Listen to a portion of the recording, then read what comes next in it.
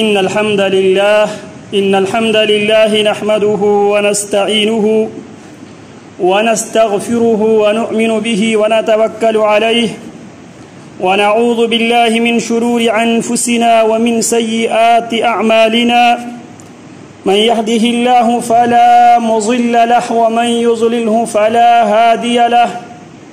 وأشهد أن لا إله إلا الله وحده لا شريك له وأشهد أن محمدًا عبده ورسوله أما بعد فإن خير الحديث كتاب الله وخير الهدي هدي محمد صلى الله عليه وسلم وشر الأمور محدثاتها فإن كل محدثة بدعة وكل بدعة ضلالة والضلالة في النار. أما بعد فأعوذ بالله السميع العليم من الشيطان الرجيم من همزه ونفخه ونفثه. بسم الله الرحمن الرحيم. وعلى الثلاثة الذين خلفوا حتى إذا ضاقت عليهم الأرض بما رحبت وضاقت عليهم أنفسهم وظنوا أن لا ملجأ من الله إلا إليه ثم تاب عليهم ليتوبوا إنه هو التواب الرحيم. يا أيها الذين آمنوا اتقوا الله وكونوا مع الصادقين.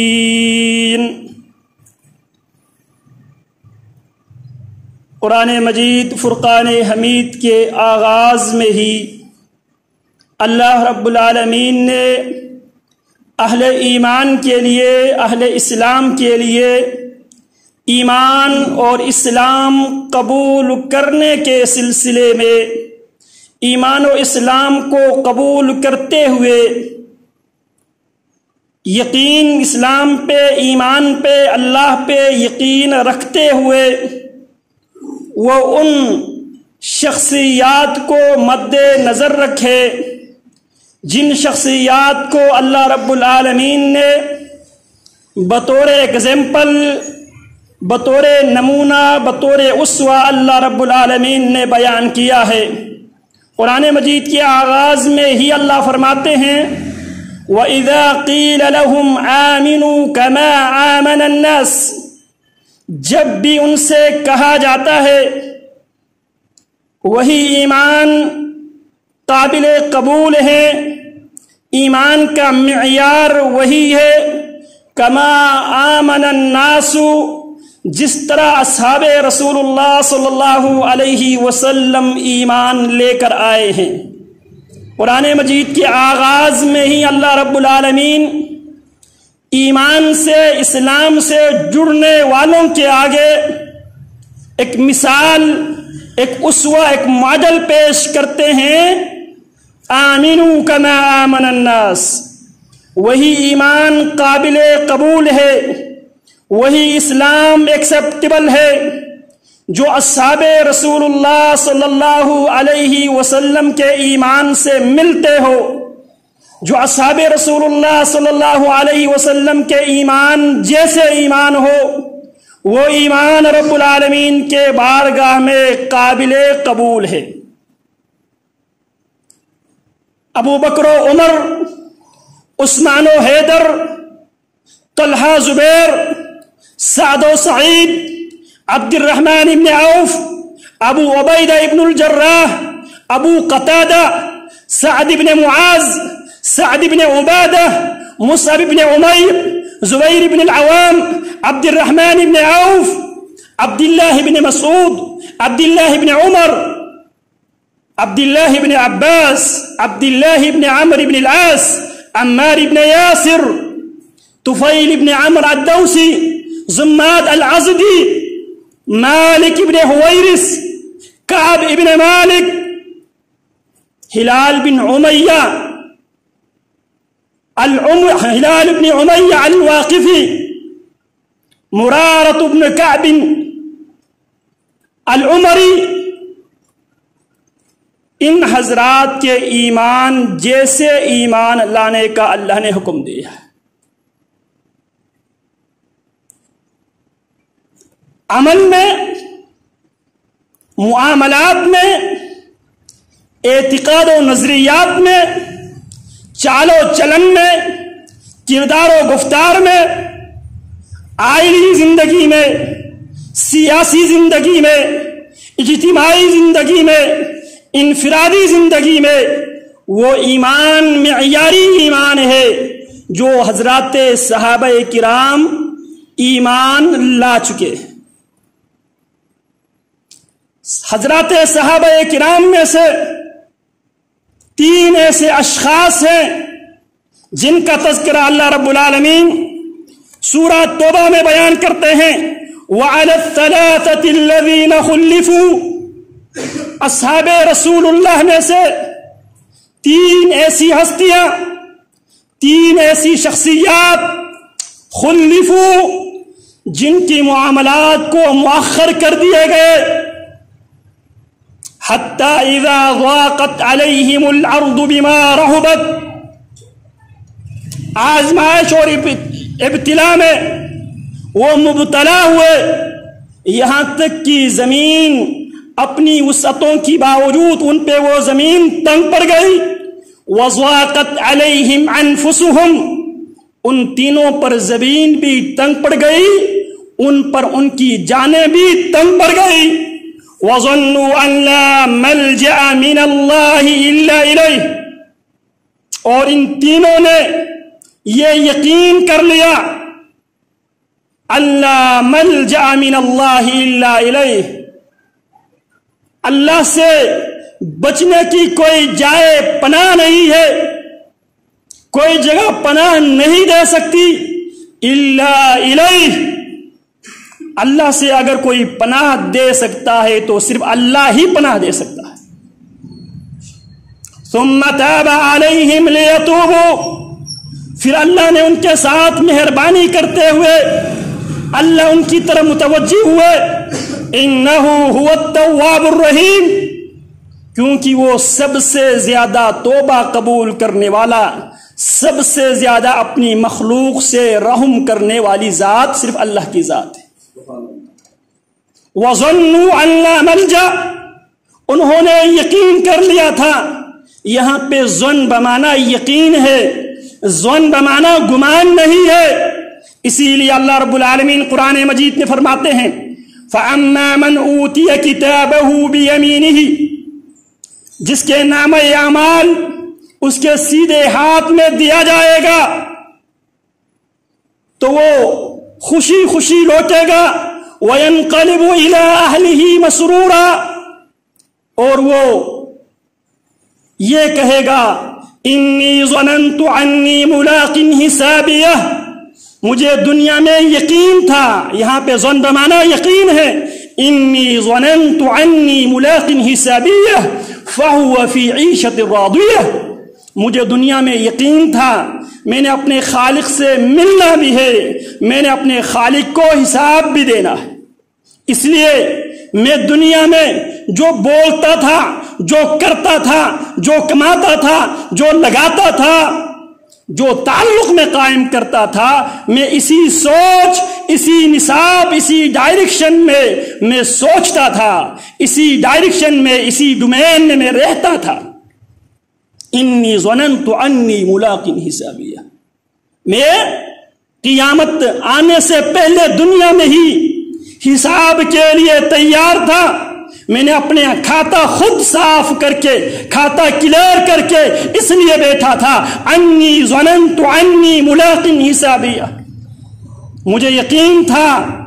میں نے اپنے خالق سے ملنا ہے، میرے خالق نے مجھ سے حساب لینا ہے، میں نے خالق کے آگے حساب دینا ہے۔ اللہ فرماتے فَهُوَ فِي عِيشَةٍ رَاضِيَةٍ، جو اس سوچ کے ساتھ، اس فکر کے ساتھ زندگی گزارتے ہیں، فَهُوَ فِي عِيشَةٍ رَاضِيَةٍ، وہ خوش اور خوشحالی اور آسائشوں والی زندگی میں ہوں گے۔ تو یہاں پہ وَظَنُّوا أَن لَّا مَلْجَأَ مِنَ اللَّهِ إِلَّا إِلَيْهِ، انہوں نے یقین کر لیا تھا اللہ سے کوئی جائے پناہ نہیں ہے مگر اللہ ہی سے اللہ ہی کی پناہ مانگا جا سکتا ہے۔ اسی لیے رسول اللہ صلی اللہ علیہ وسلم فرماتے ہیں جو بھی آدمی سونے سے پہلے اگر یہ دعا پڑھتا ہے، صبح سے پہلے اگر اس پر موت آتی ہے، مات علی فطرت الاسلام، وہ آدمی اسلام کی فطرت پہ مرتا ہے۔ اللہم اسلمت نفسی الیک ووجہت وجہی الیک وفوضت امری الیک وعلجعت ظہری الیک رغبتا ورحبتا الیک لا ملجع ولا منجا منك الا الیک آمنت بکتابک الذی انزلت ونبیک الذی ارسلت۔ رسول اللہ فرماتے ہیں جو سونے سے پہلے یہ دعا پڑھ کے سوتا ہے اور صبح سے پہلے اس پر موت آتی ہے، وہ فطرت اسلام پر مرے گا۔ اللہم اسلمت نفسی الیک، اللہ میں اپنی جان تیرے تابع کر کے سوتا ہوں۔ ووجہت وجہی الیک، اللہ میں اپنا چہرہ تیری طرح متوجہ کر کے سوتا ہوں۔ وفوضت امری الیک، اللہ میں اپنے ساری معاملات تیرے سپرد کر کے تیرے حوالہ کر کے سوتا ہوں۔ وَأَلْجَأْتُ ظَهْرِي إِلَيْكَ، اللہ میں اپنی پیٹھ تیری طرف لٹا دیتا ہوں۔ رَغْبَةً وَرَحْبَةً إِلَيْكَ، اللہ تیری رحمتوں کا، اللہ تیرے رحمان اور رحیم ہونے پر اللہ تیری رحمتوں کی امید کرتے ہوئے، تیری رحمت تیرے فضل و کرم کی امید رکھتے ہوئے، ورحبتاً، اللہ تجھ سے ڈرتے ہوئے، اللہ تیری سزا سے ڈرتے ہوئے، اللہ تیری ناراضگی سے ڈرتے ہوئے، اللہ عذاب جہنم سے ڈرتے ہوئے۔ لا ملجا ولا منجا منک الا الیک، اللہ کوئی جائے پناہ نہیں ہے، لا ملجا نہیں ہے کوئی جائے پناہ، ولا منجا اور نہیں ہے کوئی نجات کا راستہ، من کا تجھ سے الا الیک، تجھ سے تیری ہی پناہ لیتے ہیں، اللہ تو ہی جائے پناہ دینے پر قادر ہے۔ آمنت بکتابک الذی انزلت، اللہ میں تیری اس کتاب پر، ان تمام کتابوں پر ایمان رکھتا ہوں جو تو نے نازل کیا ہے۔ وبرسولک الذی ارسلت، اللہ تیرے ان تمام رسولوں پر بھی ایمان لاتا ہوں، ایمان رکھتا ہوں، ارسلتا، جنہیں تو نے بھیجا ہے۔ رسول اللہ کیا فرماتے ہیں؟ یہ دعا کر کے جو سوئے گا صبح سے پہلے اگر اس پر موت آئے گی، مات علی فطرت الاسلام، وہ اسلام کی فطرت پہ مرتا ہے۔ خیر بات میں یہ کر رہا تھا، وعلی الثلاثة الذین خلفوا، وہ تین خوش نصیب افراد جن کے معاملے کو پیچھے رکھے گئے، مؤخر کر دیے گئے، حتی اذا ضاقت علیہم الارض بما رحبت، زمین اپنی وسعتوں کی باوجود ان تینوں پہ وہ زمین تنگ پڑ گئی۔ وضاقت علیہم انفسہم، ان پر ان کی جانیں بھی تنگ پڑ گئی۔ وظنوا ان لا ملجأ من اللہ الا الیہ، اور ان تینوں نے یہ یقین کامل کر لیا تھا، ان لا ملجأ من اللہ الا الیہ، اللہ سے جائے پناہ اللہ ہی کے سوا کسی اور کے پاس کوئی جائے پناہ نہیں ہے۔ ثم تاب علیہم لیتوبوا، پھر اللہ رب العالمین نے مہربانی کے ساتھ ان کی طرف متوجہ ہوئے، لیتوبوا، تاکہ وہ توبہ کر لے۔ انہ اللہ هو التواب الرحیم، یاد رکھو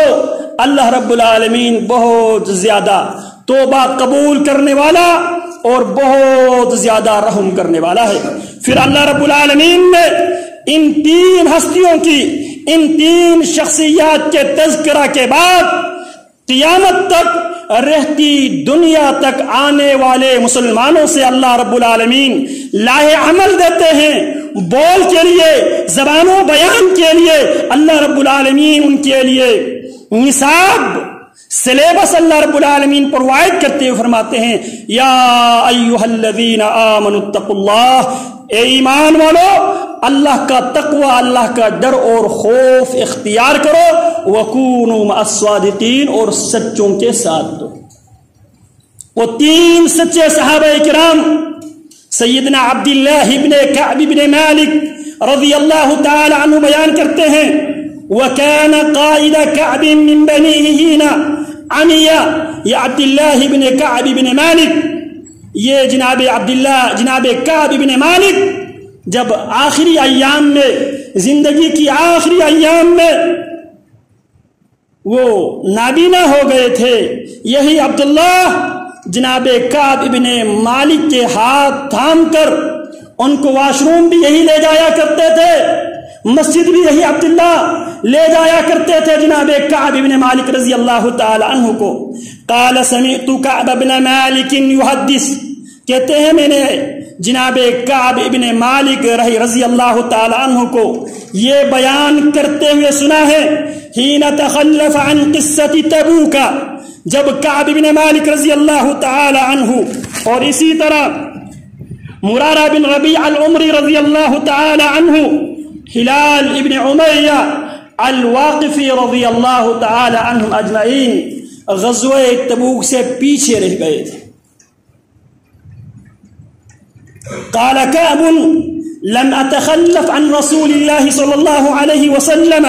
فی غزوة غزاها، کعب فرماتے ہیں میں نبی اکرم صلی اللہ علیہ وسلم سے کبھی پیچھے نہیں رہے کسی بھی جنگ میں جو جنگ رسول اللہ صلی اللہ علیہ وسلم نے اپنی زندگی میں لڑی ہے،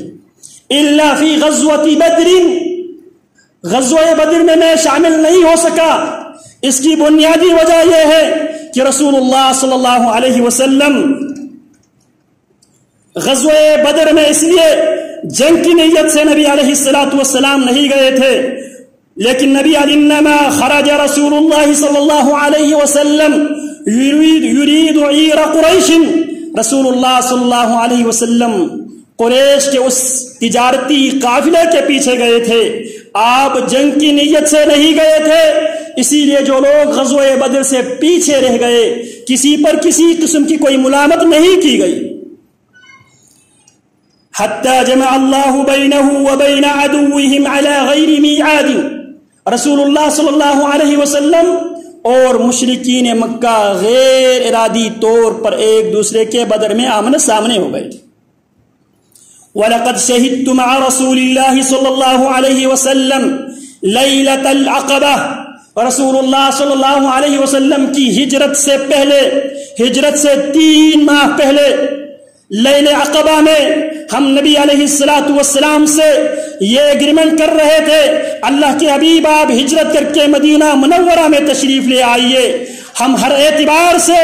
مالی اعتبار سے، جانی اعتبار سے، ہر اعتبار سے ہم آپ کے تحفظ بھی کریں گے، ہم آپ کے ساتھ بھی دیں گے، ہم آپ کے آگے سے لڑیں گے، پیچھے سے لڑیں گے۔ اسی لیے رسول اللہ صلی اللہ علیہ وسلم جب غزوہ بدر کے موقع پہ حضرات صحابہ کرام سے آپ مشورہ لے رہے تھے، اشیروا علی ایھا الناس، اشیروا علی ایھا الناس، بار بار حضرات مہاجرین آگے آ رہے تھے، آپ علیہ الصلوۃ والسلام حضرات انصار کے موقف جاننا اور سننا چاہتے تھے، اور یہی بات سید الانصار سعد بن معاذ رضی اللہ تعالی عنہ اس معاملے کو سمجھ جاتے ہیں اور آگے بڑھ کے کہتے ہیں اللہ کے حبیب ہم آپ سے وہ بات نہیں کریں گے جو اصحاب موسیٰ نے جناب موسیٰ علیہ الصلوۃ والسلام سے جو کے ساتھ جو بات کی تھی، اذهب انت وربک فقاتلا انا هاهنا قاعدون، موسیٰ تو جا، تیرا رب جا، دونوں لڑ، ہم ہر حال میں یہاں بیٹھے رہیں گے۔ اے اللہ کے رسول، ہماری طرف سے اس قسم کی کوئی بات نہیں آئے گی، بلکہ ہمارا جواب سن لے، اذهب انت وربک فقاتلا انا معکم مقاتلون، اللہ کے حبیب آپ بھی جائیے، آپ کے رب بھی جائیے، ہم بھی آپ کے ساتھ، آپ کے آگے سے، آپ کے پیچھے سے، دائیں سے، بائیں سے، ہر سمت سے انشاءاللہ ہم لڑنے والے ہیں۔ لو امرتنا ان نخوض بحرا لخوضناه، اللہ کے حبیب اگر آپ ہمیں آزمانا چاہتے ہو اللہ کے حبیب ہمیں سمندر کے کنارے پہ لے جائیے اور ہمیں حکم دیجیے انصار کو حکم دیجیے ہم لو امرتنا ان نخوض بحرا لخذناه، اگر آپ سمندر میں کودنے کا حکم دے تو ہم کود کر دکھائیں گے۔ یہ وہ لیلۃ العقبہ، یہاں پہ جناب انصار رسول اللہ صلی اللہ علیہ وسلم سے معاہدہ کرتے ہیں۔ جناب کعب بن مالک فرماتے ہیں میں اس رات ان افراد میں شامل تھا جو محمد الرسول اللہ صلی اللہ علیہ وسلم کے ساتھ عہد و پیمان کر رہے تھے، اور فرماتے ہیں میرے نزدیک لیلہ عقبہ میں چھپ کر محمد الرسول اللہ صلی اللہ علیہ وسلم سے جو ایگریمنٹ، جو معاملات طے ہوئے تھے، میرے نزدیک وہ زیادہ اہمیت رکھتا ہے، باوجود اس کی لوگوں میں بدر بہت زیادہ مشہور ہے۔ اللہ اکبر کبیرہ۔ یہ ہے جناب کعب بن مالک رضی اللہ تعالی عنہ، فرماتے ہیں جب اللہ کے نبی علیہ الصلوۃ والسلام کی سنت یہ ہوتی تھی جب آقا علیہ الصلوۃ والسلام کسی علاقے میں یلغار کے لیے تشریف لے جاتے، جہاد کے لیے تشریف لے جاتے، پیارے پیغمبر علیہ الصلوۃ والسلام توریہ کیا کرتے تھے۔ اگر آپ نے مشرق میں جانا ہو تو آپ یہ اعلان کرتے تھے ہم مغرب کی طرف جا رہے ہیں، اور اگر آپ نے شمال میں جانا ہو تو آپ یہ بیان کرتے تھے ہم جنوب میں جا رہے ہیں، تاکہ دشمن سے اپنے آپ کو راز میں رکھنے کے لیے، اپنی منصوبہ بندی راز میں رکھنے کے لیے نبی علیہ الصلوۃ والسلام توریہ سے کام لیا کرتے تھے۔ لیکن غزوہ تبوک واحد غزوہ ہے، پیارے پیغمبر علیہ الصلوۃ والسلام نے حقیقت ڈسکلوز کر دیا۔ پیارے پیغمبر نے فرمایا ہم نے تبوک کی طرف جانا ہے، اور تبوک مدینہ منورہ سے 700 کلومیٹر کی مسافت پر واقع ہے۔ صحرا کو عبور کر کے سیدنا کعب بن مالک فرماتے ہیں موسم بھی گرمیوں کا تھا، پھل پک چکے تھے، ہر آدمی کی خواہش ہوتی تھی کہ میں بادلوں میں رہوں، میں سایوں میں رہوں۔ اللہ کے نبی علیہ الصلوۃ والسلام نے اعلان جہاد کیا، لوگوں نے جہاد کی تیاری کی، میں نے بھی تیاری کر لی تھی۔ میں اس سے بہتر حالت میں کسی بھی جنگ میں اس سے بہتر حالت میں نہیں تھا، مالی اعتبار سے، جانی اعتبار سے، ہر اعتبار سے میں بہتر پوزیشن میں تھا۔ میں نے 2 سواریاں اسی جنگ کے لیے میں نے تیار کی ہوئی تھی۔ اللہ اکبر کبیرہ۔ میں کوشش کرتا ہوں، لیکن میں جاننے کی کوشش کرتا ہوں، میں اپنی تیاری کر نہیں پاتا۔ پھر اس کے بعد رسول اللہ صلی اللہ علیہ وسلم چل پڑے۔ میرے دل میں یہ بات آئی اللہ کی نبی علیہ الصلوۃ والسلام اگر مدینہ منورہ سے تبوک کی طرف اگر نکل گئے ہیں، میرے پاس مضبوط ترین سواری ہے، تیز رفتار والے میرے پاس سواری ہے، میں اللہ کے نبی علیہ الصلوۃ والسلام سے 1-2 دن کے اندر اندر رسول اللہ کی قافلے سے میں جا ملوں گا۔ کہتے ہیں میں یہ سوچتا رہا لیکن میں کر نہیں سکا۔ پھر اس کے بعد جب میں مدینہ کی گلیوں میں جاتا تھا، بازاروں میں جاتا تھا، مارکیٹ میں جاتا تھا، تو میں کیا دیکھتا؟ میں ان افراد کو دیکھتا تھا، وہ لوگ پیچھے رہ گئے تھے مدینہ منورہ میں، جو منافق تھے، جن پر نفاق کی شبہ ظاہر کیے جا رہے تھے، وہ لوگ پیچھے رہ گئے تھے، یا وہ افراد پیچھے رہ گئے تھے جن کو اللہ رب العالمین نے ڈسکاؤنٹ دیا تھا۔ لیس علی الاعمى حرج ولا علی الاعرج حرج، اندھوں پر، لولے لنگڑوں پر، معذوروں پر کوئی حرج نہیں اگر وہ جہاد پہ نہ نکلے۔ جب یہ منظر دیکھتا مجھے بہت زیادہ تکلیف ہوتی کہ میں معذور افراد کے ساتھ اور ان افراد کے ساتھ میں پیچھے رہ گیا ہوں جن پر نفاق کی شبہ ظاہر کیا جا رہا ہے۔ اللہ اکبر کبیرہ۔ فرماتے ہیں میں خیر اس جنگ میں شامل نہیں ہو سکا، رسول اللہ صلی اللہ علیہ وسلم نے میرا یاد نہیں کہ مجھے یاد نہیں کیا، یہاں تک کہ نبی علیہ الصلوۃ والسلام جب تبوک پہنچے آپ نے حضرات صحابہ سے سوال کرتے ہیں ما فعل کعب بن مالک، کعب بن مالک کا کیا بنا، کیا ہوا کعب بن مالک کو؟ کیونکہ کعب بن مالک لشکر میں شامل نہیں ہے۔ فرماتے ہیں نبی اکرم صلی اللہ علیہ وسلم کے ساتھ اتنی بڑی تعداد میں فوج تھی اور فوج کے کوئی مرتب دیوان نہیں تھے، تو اگر کوئی آدمی چھپنا چاہے، کوئی آدمی پیچھے رہ جانا چاہے، آسانی سے وہ چھپ سکتا تھا، الا یہ کہ اللہ رب العالمین وحی کے ذریعے تشت ازبام کرے، اللہ رب العالمین وحی کے ذریعے راز فاش کرے، اس کے علاوہ اتنی بڑی تعداد میں نبی اکرم صلی اللہ علیہ وسلم نکلے تھے۔ یہ رسول اللہ صلی اللہ علیہ وسلم کی زندگی کی آخری جنگ ہے جو آپ بنفس نفیس لڑے ہیں، اور یہ بھی محمد الرسول اللہ صلی اللہ علیہ وسلم وقت کے سپر پاور رومن امپائر کے خلاف بیت المقدس کی آزادی کے لیے، بیت المقدس کو حاصل کرنے کے لیے، یہ محمد الرسول اللہ صلی اللہ علیہ وسلم کی زندگی کی آخری جنگ ہے جس میں آپ بنفس نفیس شامل ہوئے۔ آپ خود لیڈ کر رہے تھے، اور اسی طرح رسول اللہ صلی اللہ علیہ وسلم نے زندگی کا سب سے آخری قافلہ، جس قافلے کو جناب اسامہ بن زید رضی اللہ عنہ کی قیادت میں آپ نے روانہ کیا تھا، اس قافلے کو بھی رومن امپائر کو سبق سکھانے کے لیے محمد الرسول اللہ صلی اللہ علیہ وسلم نے جناب اسامہ بن زید کی قیادت میں روانہ کیا۔ اللہ اکبر کبیرہ۔ کعب فرماتے ہیں جب نبی اکرم صلی اللہ علیہ وسلم تبوک پہنچ کر ساتھیوں سے پوچھنے لگے ما فعل کعب، کعب نے کیا کیا؟ فقال رجل من بنی سلمہ، بنی سلمہ کی ایک آدمی کہنے لگا یا رسول اللہ صلی اللہ علیہ وسلم حبسہ برداہ ونظروہ فی عطفہ، اللہ کے حبیب کعب بن مالک کو اس کی خوشحالی نے، اس کی خود پسندی نے اسے آپ کے ساتھ آنے سے روک دیا۔ اللہ اکبر کبیرہ۔ مجلس میں جناب معاذ بن جبل رضی اللہ تعالی عنہ تھے، فرمانے لگے بئس ما قلتا، آپ نے کتنی بری بات کی ہے جناب کعب بن مالک کے متعلق۔ اور پھر فرماتے ہیں واللہ یا رسول اللہ صلی اللہ علیہ وسلم، یہ ایک دوسرے کے بارے میں اچھے گمان ہیں، حسن ظن ہے، واللہ یا رسول اللہ صلی اللہ علیہ وسلم، اللہ کی قسم ہے، اللہ کے رسول صلی اللہ علیہ وسلم، ما علمنا علیہ الا خیرا۔ جناب معاذ کیا فرماتے ہیں؟ اللہ کے حبیب کعب ابن مالک کے بارے میں میری ناقص انفارمیشن یہ ہے، ناقص رائے یہ ہے، میں نے کعب بن مالک میں خیر ہی خیر دیکھا ہے۔ رسول اللہ صلی اللہ علیہ وسلم خاموش ہو گئے۔ پھر نبی علیہ السلام تبوک سے واپس آنے لگے۔ قال کعب بن مالک فلما بلغنی انه توجہ قافلا حضرنی ہمی، جب مجھ تک یہ خبر پہنچی نبی اکرم صلی اللہ علیہ وسلم اب تبوک سے مدینہ منورہ کی طرف آپ واپس آ رہے ہیں، حضرنی ہمی، میری پریشانی حاضر ہو گئی، وطفقت اتذکر الکذب، میں اپنے آپ کو بچانے کے لیے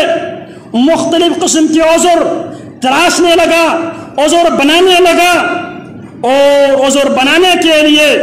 وَأَقُولُ بِمَاذَا أَخْرُجُ مِنْ سَخَطِهِ غَدًا، اور میری یہی سوچ تھی کس طرح میں نبی اکرم صلی اللہ علیہ وسلم کی ناراضگی سے میں کس طرح بچ نکلوں۔ وَاسْتَعَنْتُ عَلَى ذَلِكَ بِكُلِّ ذِي رَعٍ مِّنْ أَهْلِي، اور میں نے اپنے گھر والوں میں سے ہر صاحب راعی سے میں نے مشورہ لیا مجھے کیا کرنا چاہیے، کون سا عذر، کون سا بہانہ بیان کرنا چاہیے نبی اکرم صلی اللہ علیہ وسلم کو مطمئن کرنے کے لیے،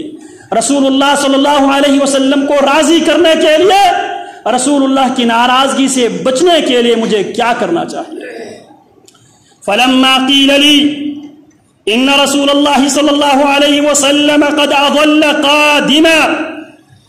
جب مجھ تک یہ بات پہنچی اب اللہ کی نبی عنقریب مدینہ میں داخل ہونے والے ہیں، زاح عنی الباطل، جناب کا فرماتے ہیں اللہ کی مہربانی مجھ پر یہ ہوئی مجھ سے باطل ختم ہو گئی۔ پہلے میں سوچ رہا تھا مختلف عذر بنا کر، بہانہ تراش کر اللہ کی نبی علیہ السلام کو چرب زبانی کی بنیاد پہ، چالاکی اور ہوشیاری کی بنیاد پہ جھوٹ بول کر میں اللہ کی نبی علیہ السلام کو قائل کروں گا، لیکن جو نبی اکرم صلی اللہ علیہ وسلم مدینہ منورہ کے قریب پہنچتے گئے، زاح عنی الباطل، باطل مجھ سے ختم ہو گئے، وعرفت عنی لن اخرج منه ابدا بشيء فيه كذب، اور مجھ پہ یقین ہو گیا، مجھ پہ یہ بات منکشف ہو گئی، مجھے یقین ہو گیا، میں جھوٹ بول کر اللہ کے نبی علیہ الصلاۃ والسلام سے، اللہ سے میں اپنے آپ کو بچا نہیں سکتا۔ فاجمعت صدقہ، اور میں نے اب یہ ارادہ کر لیا، یہ عزم کر لیا، جو بھی ہو جائے، ایک غلطی ہو گئی ہے لہذا غلطی پہ غلطی نہیں کروں گا، اب میں جھوٹ کا سہارا نہیں لوں گا۔ مجھے اللہ نے جو حکم دیا ہے، یا ایھا الذین آمنوا اتقوا اللہ وقولوا قولا سدیدا یصلح لکم اعمالکم ویغفر لکم ذنوبکم ومن یطع اللہ ورسولہ فقد فاز فوزا عظیما۔ قول سدید سے سہارا لو، اللہ تمہاری غلطیوں کو، تمہاری خرابیوں کو اللہ درست کر دے گا، غلطیوں کو معاف کر دے گا، خرابیوں کو اللہ درست کر دے گا۔ لہٰذا میں نے عزم کر لیا، میں نے اللہ کے نبی علیہ الصلاۃ والسلام کے آگے سچ گوئی سے، صداقت سے کام لینا ہے۔ اللہ اکبر کبیرہ۔ رسول اللہ صلی اللہ علیہ وسلم مدینہ منورہ پہنچ گئے۔ رسول اللہ صلی اللہ علیہ وسلم کی سنت یہ تھی، اللہ کے نبی علیہ الصلاۃ والسلام جب بھی کسی سفر سے واپس تشریف لاتے، اللہ کے نبی علیہ الصلاۃ والسلام سب سے پہلے مسجد میں جایا کرتے تھے۔ ایک بنیادی وجہ نبی علیہ الصلاۃ والسلام کی پہلی بات مسجد سے محبت، وقلبہ معلق بالمساجد۔ رسول اللہ فرماتے ہیں قیامت کے دن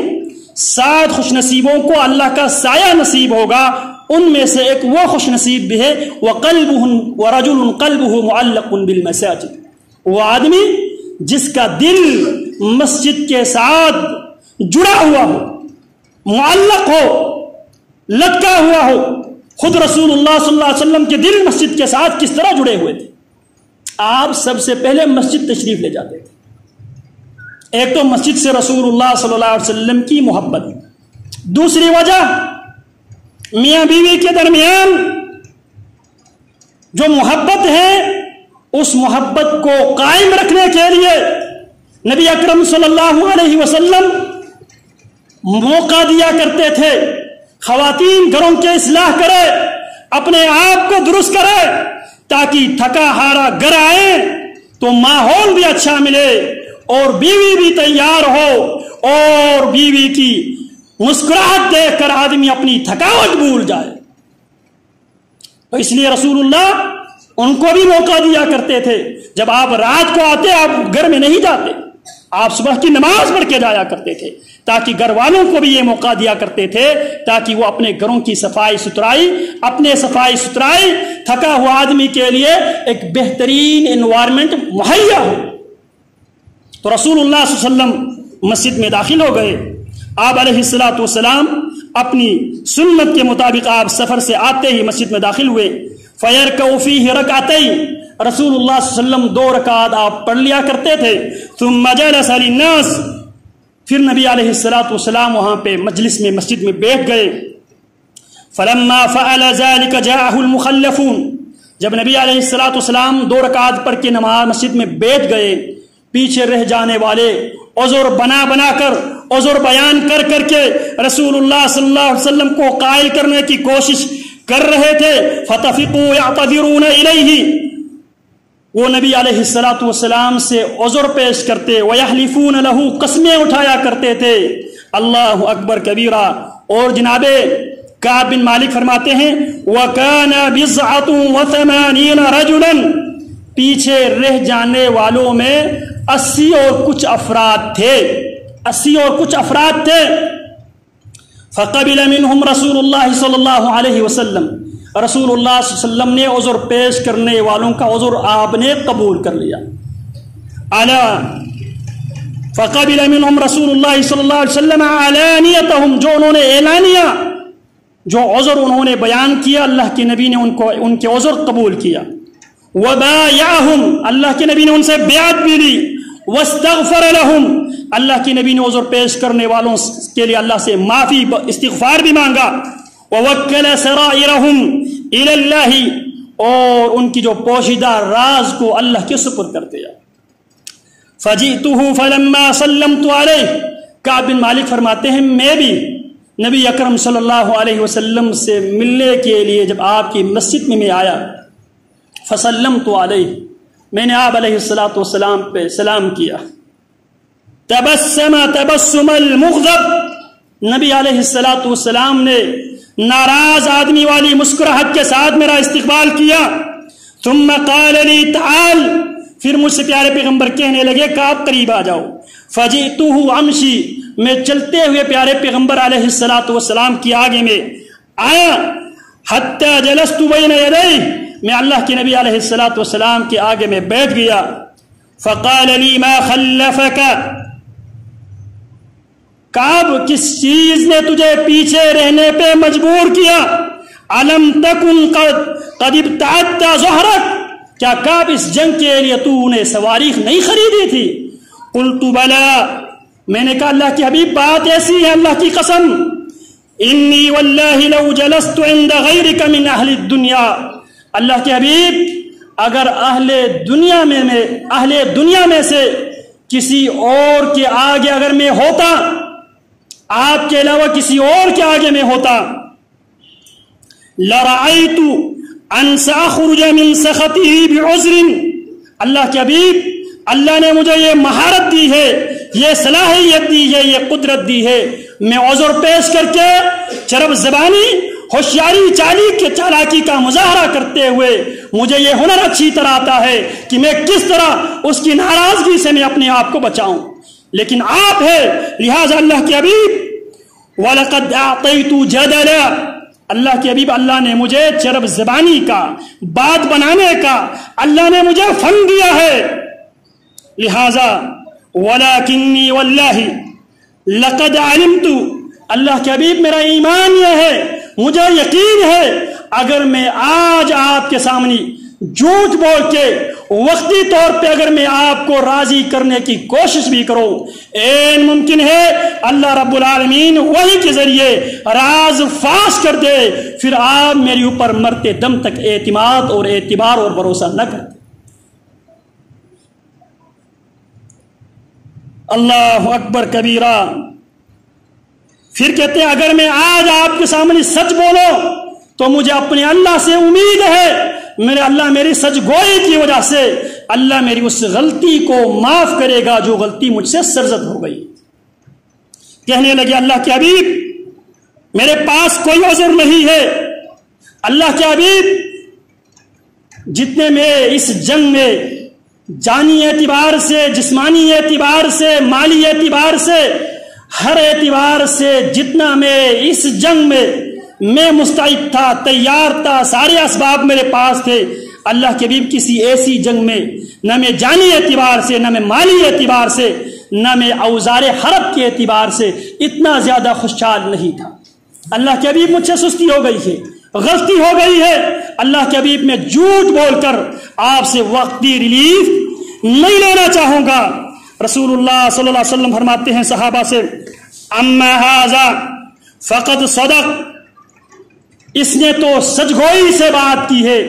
इसने सच कहा है। फिर फरमाया फ़क़ुम हत्ता यक़ज़ी अल्लाहु फ़ीक, रसूलुल्लाह फरमाते जाओ अब इंतजार करो अल्लाह के फैसले का। ये जनाब काब रज़ी अल्लाह तआला अन्हु अपने आप को अल्लाह और रसूल के आगे सरेंडर कर देते हैं, हवाला कर देते हैं। झूठ बोलकर वक्ती रिलीफ लेने के बजाय सच बोलकर अपने आप को रसूलुल्लाह सल्लल्लाहु अलैहि वसल्लम अल्लाह की अदालत में अपने आप को पेश करते हैं, सरेंडर करते हैं। रसूलुल्लाह क्या फरमाते, जाओ उस वक़्त तक इंतजार करो जब तक आसमान तेरे बारे में फैसला नहीं करता। और रसूलुल्लाह सल्लल्लाहु अलैहि वसल्लम से के पास जब मैं जाने लगा, बनी सलमा के लोग मेरे पीछे आ गए, कहने लगे कब हमें मालूम है आज से पहले आपसे किसी किस्म की कोई गलती सरजद नहीं हुई है, लिहाजा कब हमारा मशवरा यह है आपसे,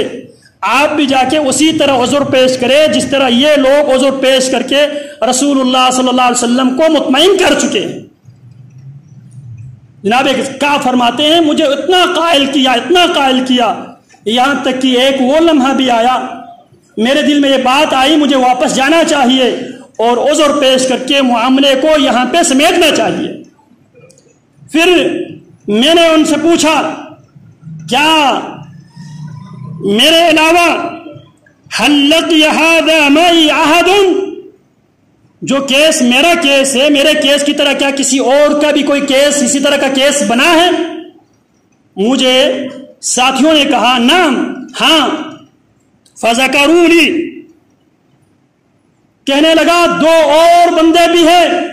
جو آپ کی طرح سچ گوئی سے کام لیے، ان کے بارے میں بھی رسول اللہ نے یہی فیصلہ کیا، جاؤ جب تک اللہ فیصلہ نہ کرتے اللہ کے فیصلے کا انتظار کرو۔ میں نے کہا وہ دونوں کون ہیں؟ مجھے بتایا گیا مرارۃ بن الربیع العمری وہلال بن امیۃ الواقفی۔ مجھے بتایا گیا ایک مرارہ بن ربیع عمری رضی اللہ تعالی عنہ ہے، اور دوسرا ہلال بن امیہ واقفی رضی اللہ تعالی عنہ ہے۔ ذکرونی رجلین صالحین قد شہدا بدرا ففیہما اسوۃ، فرماتے ہیں مجھے انہوں نے دو نیک، دو صالح، دو بدری مجاہدین کا تذکرہ کیا جو پیچھے رہ گئے ہیں، اور میری طرح انہوں نے بھی سچ گوئی سے کام لیتے ہوئے اپنے آپ کو اللہ کی عدالت میں سرنڈر کر دیا ہے، اور میرے لیے ان دونوں میں اسوہ ہے، نمونہ ہے۔ جب میں نے یہ بات سنی، مرارہ بن ربیع العمری، ہلال بن امیہ الواقفی بھی سچ بول کر اپنے آپ کو شرع اللہ کے آگے پیش کر دیا ہے، تو میں نے اپنا ارادہ بدل لیا، میں نے کہا اب میں اسی سچ پر ہی قائم رہوں گا۔ رسول اللہ صلی اللہ علیہ وسلم نے اعلان کیا صحابہ میں، آج کے بعد ان تینوں سے سوشل بائیکاٹ کیا جائے گا، ان سے کوئی سلام و کلام نہیں کیا جائے گا۔ اللہ اکبر کبیرہ۔ صحابہ کرام رضوان اللہ علیہم اجمعین، جناب کعب فرماتے ہیں میرے جو دو ساتھی تھے، دونوں بزرگ تھے، وہ گھروں میں بیٹھ کے ندامت کی آنسو بہاتے رہے، توبہ استغفار کرتے رہے۔ میں ان میں سے نوجوان تھا، میں مارکیٹ میں بھی جاتا تھا، پیارے پیغمبر کے پیچھے نماز پڑھنے کے لیے بھی جاتا تھا، لوگوں سے ملتا بھی تھا، لیکن کوئی مجھ سے سلام کرنے کے لیے تیار نہیں تھا۔ میں اپنے چچا زاد بھائی ابو قتادہ رضی اللہ عنہ کے باغ میں گیا، دیوار فلان کر گیا، ابو قتادہ پہ سلام کیا، اس سے بات کی، وہ آگے سے مجھ سے بات نہیں کر رہے تھے، باوجود اس کی فرماتے ہیں وَكَانَ أَحَبُّ النَّاسِ إِلَيَّ، میرے چچا زاد بھی تھے، میرے دوست بھی تھے، اور مخلوق میں اللہ رسول کے بعد میرے سب سے محبوب ترین دوست ابو قتادہ تھے۔ کوئی بات کرنے کے لیے تیار نہیں۔ خیر انہی ایام میں، اسی اسنا میں مارکیٹ سے ابو قتادہ کی باغ سے نکلا، مارکیٹ میں پہنچا تو وہاں پہ ایک شامی لوگوں سے پوچھ رہا تھا مجھے کعب بن مالک کی ایڈریس بتائیے، میں نے کعب بن مالک سے ملنا ہے، مجھے کعب بن مالک دکھائیے۔ لوگوں نے اشاروں سے کہا یہ جا دیکھو یہ کعب بن مالک جا رہا ہے۔ اس نے مجھے ایک خط دیا ملک غسان کی طرف سے۔ ملک غسان نے خط میں لکھا تھا ان صاحبک قد جفاک، تیرے ساتھی محمد نے تیرے ساتھ ظلم کیا ہے، تو نوجوان آدمی ہے، باصلاحیت آدمی ہے، میرے پاس آؤ، میں تیرا دلاسا دوں گا، تجھے میں اس مقام پہ بٹھاؤں گا جس مقام کا تو اہل ہے۔ اللہ اکبر کبیرہ۔ یہ چٹھی پڑھتے ہیں، یہ ہے ریاست سے، اسلام سے، ملک سے، نبی سے، شریعت سے وفاداری۔ پوری ریاست میں کوئی بات کرنے کے لیے تیار نہیں ہے، کوئی سلام و کلام کے لیے تیار نہیں ہے۔ قرآن بیان کرتے ہیں وَضَاقَتْ عَلَيْهِمْ أَنفُسُهُمْ، ان کی جانیں بھی ان پر تنگ پڑ گئی تھی۔ ان حالات میں بھی ریاست سے وفا کرتے ہوئے، ریاست مدینہ سے وفا کرتے ہوئے اس خط کو لے جا کر قریب جو تنور جل رہا تھا اسی میں جلا دیتے ہیں، اور فرماتے یہ تو میرے لیے بہت بڑی آزمائش ہے، اللہ کے دشمن میں اور میرے نبی کے درمیان حائل ہونے کی کوشش کرے۔ یہ ہے صحابہ کرام. خیر یہ واقعات بہت لمبا ہے، انشاءاللہ اگلے خطبے میں انشاءاللہ اس پہ گفتگو ہوگی. تو جناب کعب بن مالک رضی اللہ تعالی عنہ کو ان کی غلطی کی بنیاد پہ جب وہ سزا پا رہے تھے، جب بائیکاٹ کا ایام چل رہے تھے، لوگ سلام و کلام کرنے کے لیے تیار نہیں تھے، ان حالات میں ملک غسان خط لکھتا ہے، آؤ ہمارے پاس، ہم تیری دلجوئی کریں گے. اس خط کو تنور میں پھینک کر اپنے آپ کو اپنی ریاست سے، اپنے نبی سے، اپنی شریعت سے وفاداری کا جناب کعب بن مالک رضی اللہ تعالیٰ عنہ ثبوت دیتے ہیں. تو بعد میں یہ کر رہا تھا، جو سچ ہے وہ سچ وقتی طور پر سچ کی وجہ سے انسانوں پر آزمائش آتی ہے، لیکن سچ کے اندر اللہ رب العالمین کی طرف سے بہت بڑی رحمت ہوتی ہے، اور سچ کے بولنے کی وجہ سے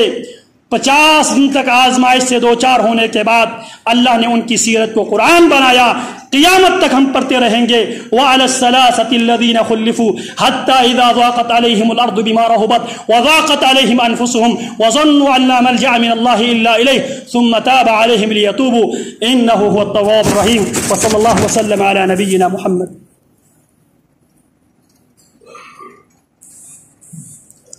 إن الحمد لله نحمده ونستعينه ونستغفره ونؤمن به